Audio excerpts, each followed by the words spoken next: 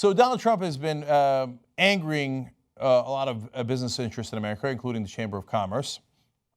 That's partly why you're getting so many negative stories about him now, because those business interests control the Republican Party. So the Republican Party will then come out and throw Donald Trump onto the bus on things, on actually a whole range of issues, but with the specific intent of making sure Donald Trump doesn't win on such things as trade, because that involves billions of dollars that corporate interests want to make sure that they protect. So when the Republican Party doesn't support him, then the mainstream media goes, oh, it's not he said, she said anymore. The Republican Party and the Democratic Party have both given us a green light to criticize Donald Trump, and they do. And they go after him voraciously. Now, he more than deserves it. I don't mind that at all. But now there's another side of this story, which is that Hillary Clinton is coming up and sweeping up those business interests and kind of gleeful about it. Her team is, at least. Like, oh, yes, now we're going to get all the donors from both sides. You must be so proud.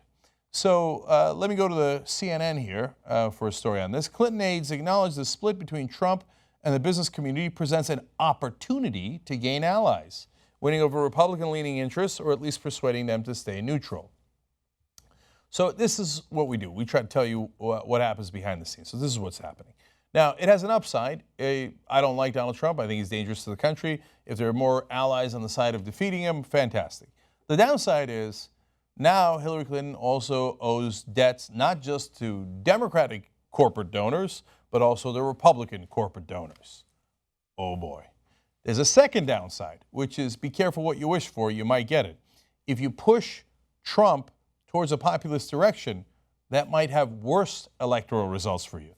We'll get to that in a second, but let me give you more context on what's happening behind the scenes. Former Oklahoma Governor Frank Keating, who until last year was head of the American Bankers Association, said the Chamber of Commerce's public scorn at Trump's economic vision marked a, quote, very significant break in the alliance between big business and the GOP. In other words, we used to buy all these guys, and now he's put that in jeopardy. Now, this is super ironic because Trump is such an idiot. He's trying to get bought, but can't quite figure out how to do the job right. He goes to all these guys and says, okay, finance my campaign. They say, okay, now you're going to be on our side? He's like, sure, let's make a deal. Then he goes out in public and goes, I hate the trade deals. They're like, you knucklehead, we're in favor of the trade deals, so he blows it. Frank Keating says, quote, it's certainly countercultural. The culture of Republican politics. Remember, Republican politicians are supposed to be sellouts to corporate interests and to bankers. Trump is bungling it. But in his bungling it, he might bungle himself into victory because the American people, both on the right and the left, hate the American Bankers Association. They hate those corporate interests. They know that at least the economic system and the political system are in some ways rigged against them. And in the past, I've explained exactly how that's actually very much true. So now this accidental tourist named Donald Trump stumbles onto the scene like Jerry Lewis in France. And it's like, oh, okay, I'm against the bankers, I guess, because I couldn't get their money. And the Clinton team is celebrating. Yes, you see that? We have all the corporate interests on our side. No, don't celebrate that in public. That's a terrible idea. That's the only way you lose this election. Be careful what you wish for. Let me give you more details. As Trump railed against the Trans-Pacific Partnership trade deal and threatened to withdraw the U.S. from the North American Free Trade Agreement, that's NAFTA, at a campaign rally in Pennsylvania, the U.S. Chamber of Commerce and other leading business lobbies publicly condemned the GOP presumptive nominee. Now, I've got to say, I have not seen that in my lifetime. So here they are going, don't vote for the Republican. He's too much of a populist. They're not doing progressives any favors. They're making it appear that Trump is the populist in a country that is in a very populist mood. Bad idea. All right, now on to Hillary.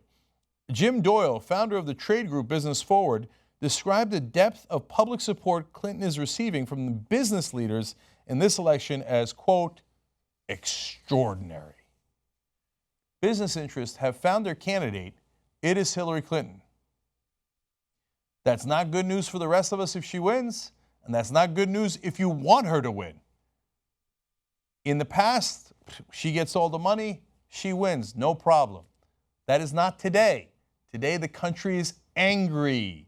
They look at how much votes they delivered to Trump and Bernie Sanders. Populists on the left, populists on the right. Imagine if those populists combine. So don't be so brazen and arrogant as to think, oh, that'll never happen. Here I am waving flags over. I'm with corporate interests. Vote for me. Jim Doyle says, so the fact that you've got Republican CEOs endorsing Hillary Clinton is remarkable. Yes, it is something that is remarkable. And finally, last thing from CNN, even after a primary race that pushed her to the left, former U.S. Trade Representative Ron Kirk said Clinton is much better positioned than Trump to appeal to centrist business leaders in the general election. Let me decipher that for you because CNN doesn't. But good story here on their part.